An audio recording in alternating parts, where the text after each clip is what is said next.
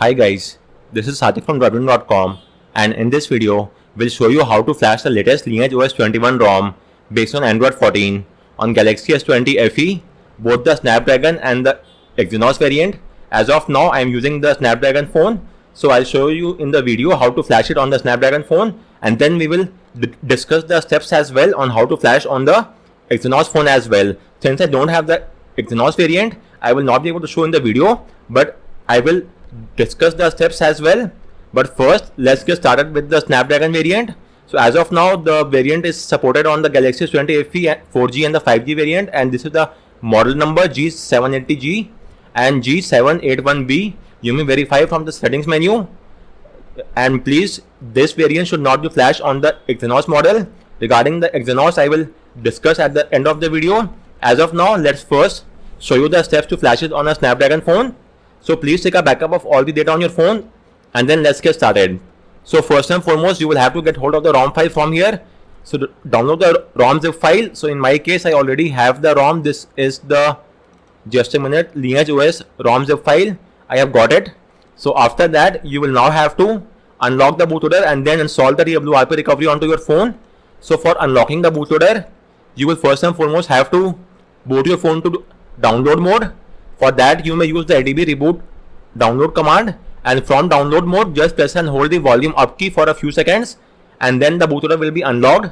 Do note that it will end up tripping the Knox as well, and even if you relock the bootloader or remove the root from your phone, the Knox will stay tripped and you will not be able to use some of the banking and payment app, because Knox is a hardware component. It's an eFuse chip in the motherboard, and even if you relock the bootloader, then also some of the apps such as Samsung Pay will not work on your phone. So keep this point in mind. There is no going back. Once you unlock the bootloader, you cannot simply bypass it using the play integrity test or the safety net test. So there is no going back to the stock ecosystem. If that's all well and good, then simply boot your phone to download mode, then press and hold the volume up key, and then the bootloader will be unlocked. It will also wipe off all the data and might make the warranty null and void as well. If that's well and good, then simply get this job done.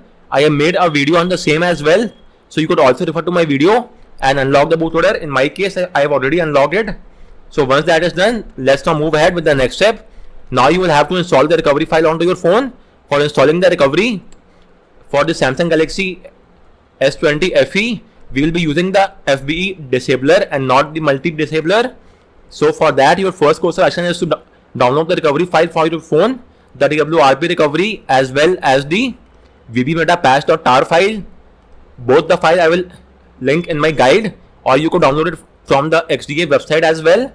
In the official TWRP website, while the recovery is official, and you will get the official recovery file from the website as well, but on the website there is no VBMeta patch file. For that, you will have to go to XDA and get hold of the file from there, or I will link the file in this guide as well. So make sure to download both the file, the TWRP and VBMeta.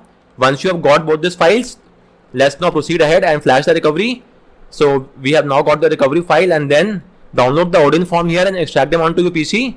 So let me show you that as well.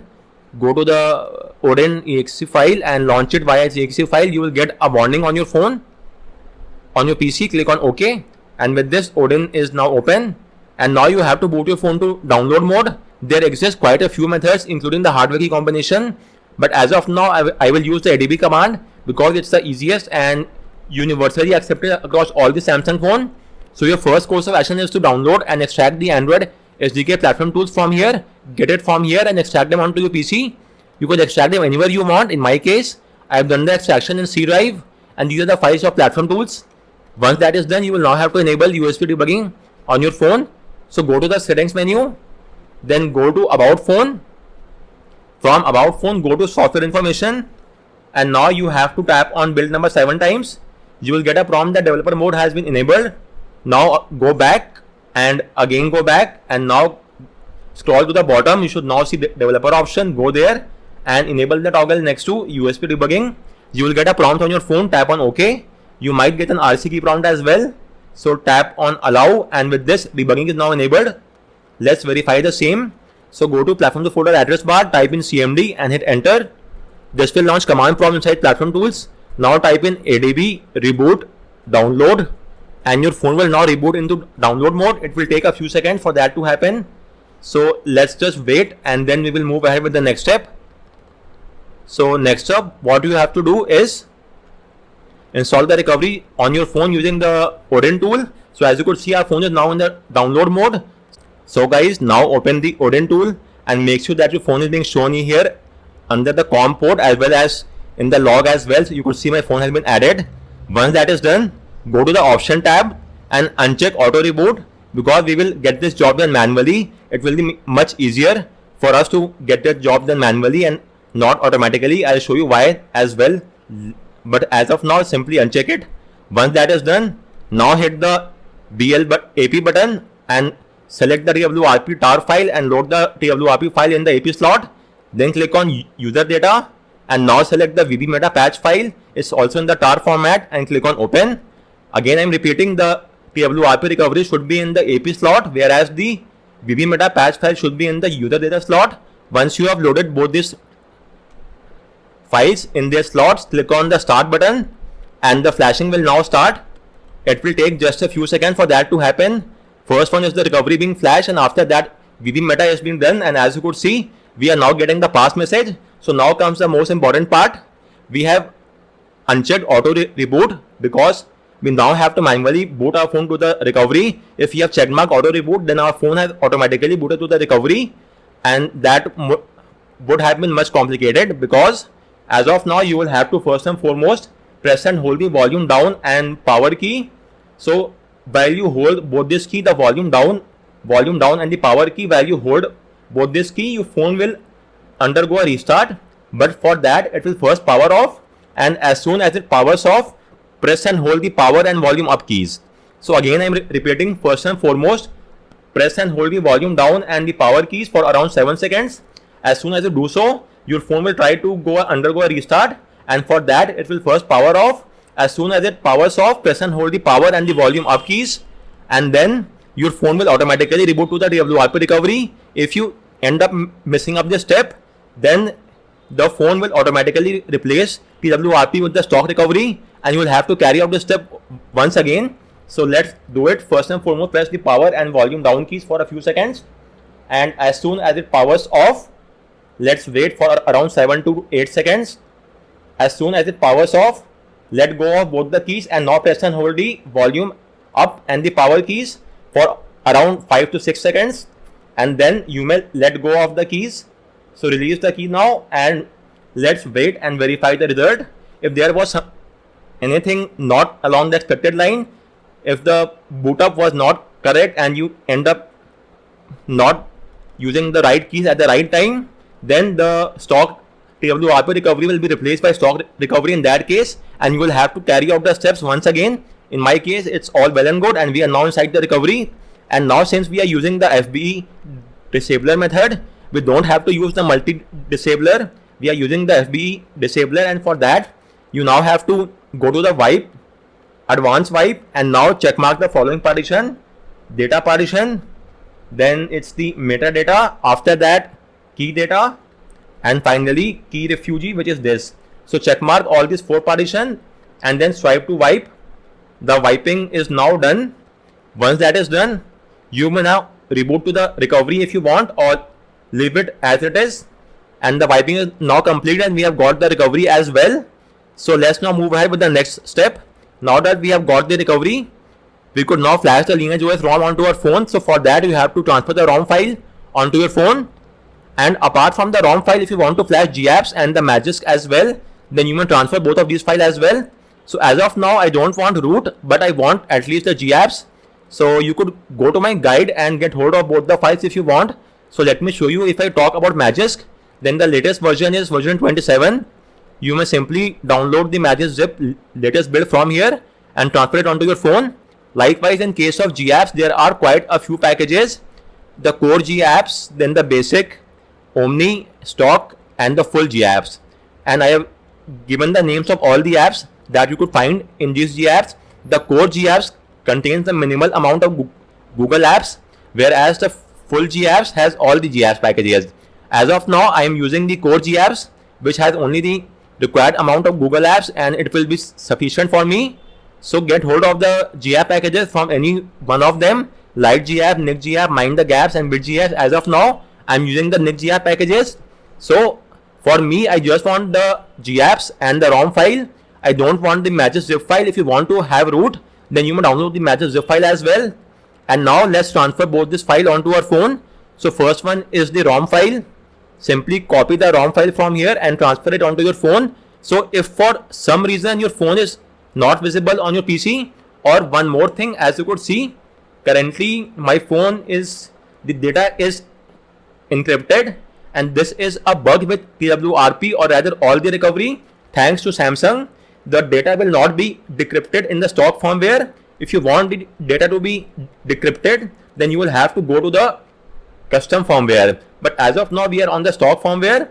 So to rectify this issue, we could do one thing. So let me show you how to bypass this issue.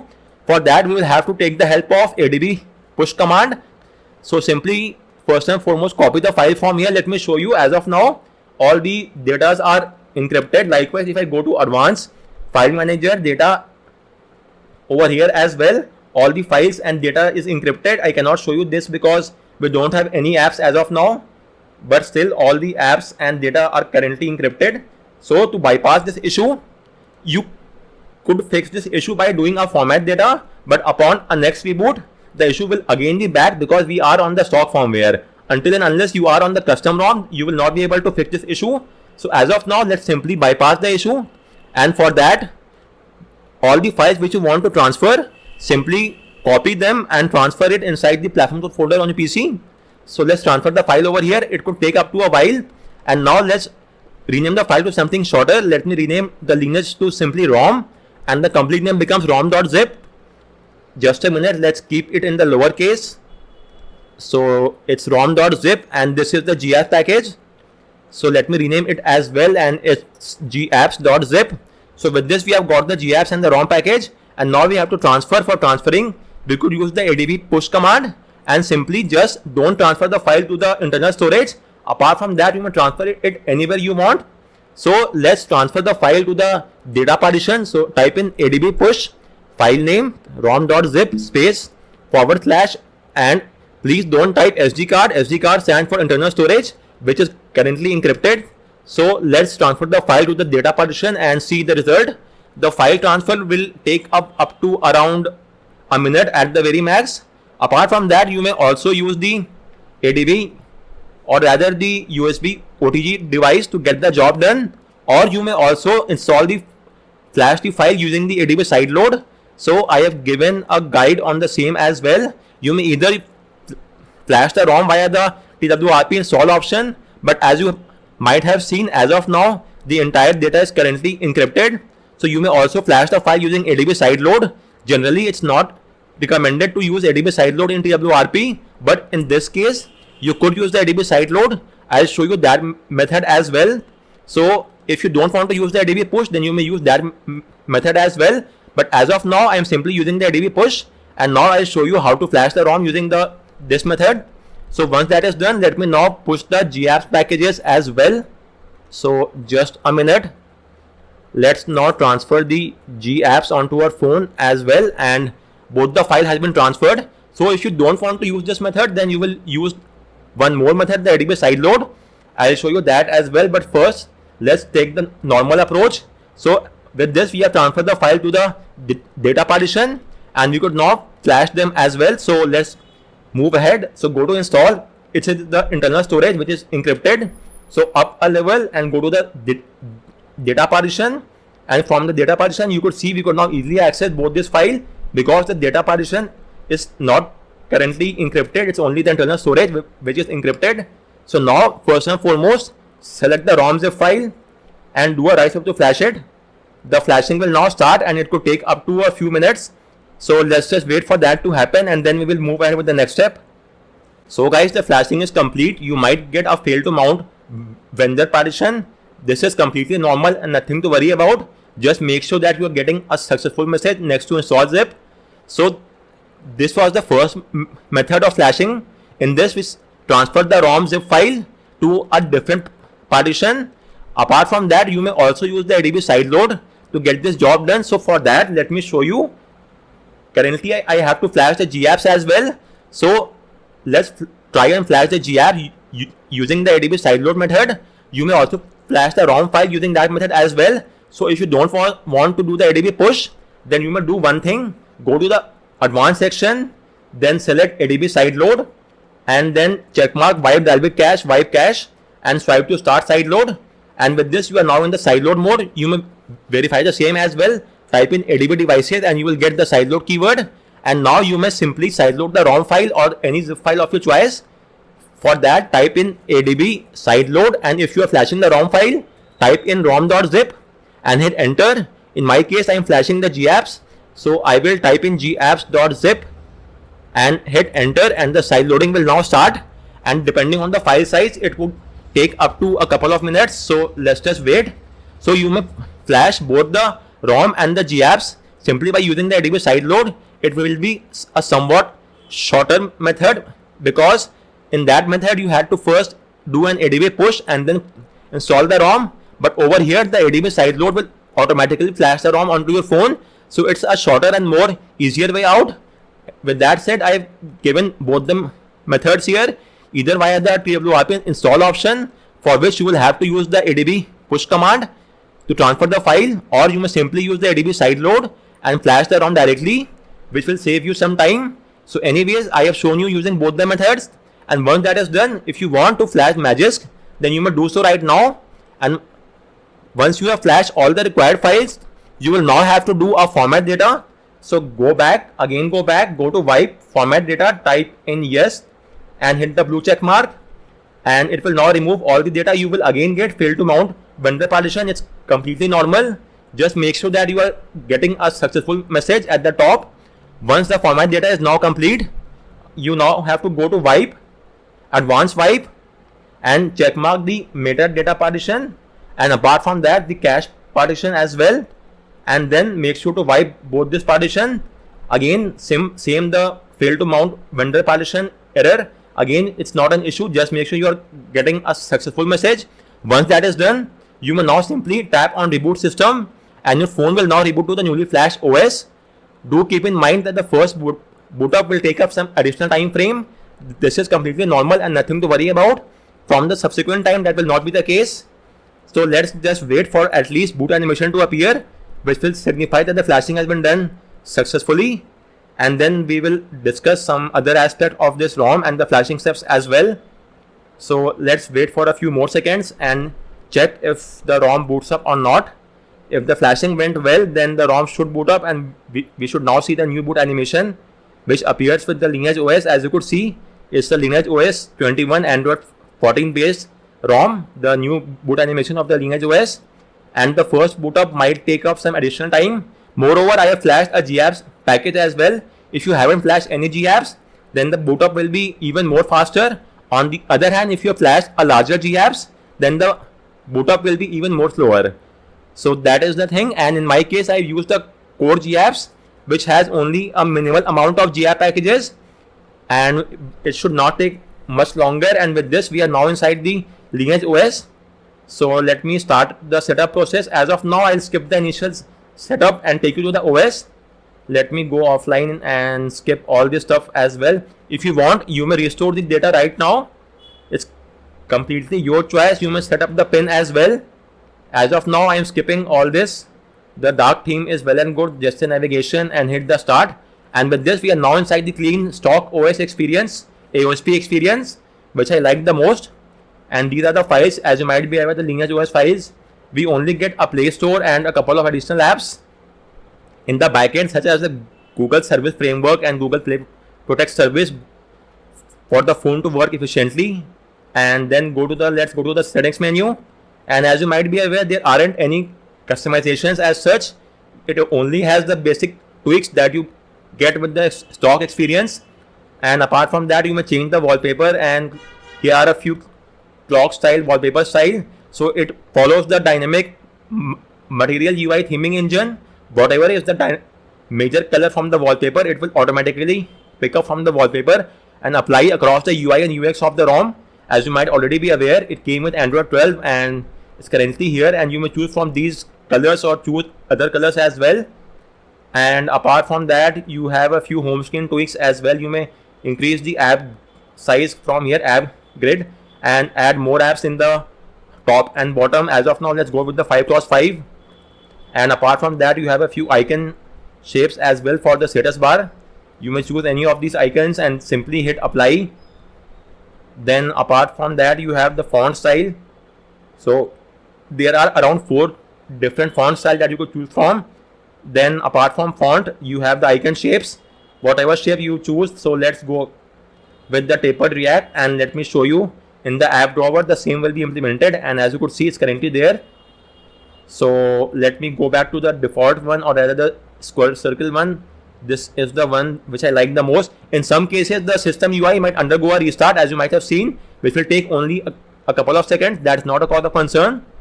And apart from that, everything is working well and good. It's Galaxy S20 FE, and based on the latest Android 14, Lineage OS 21. So guys, on that note, I round up this video. Just a couple of things to keep in mind.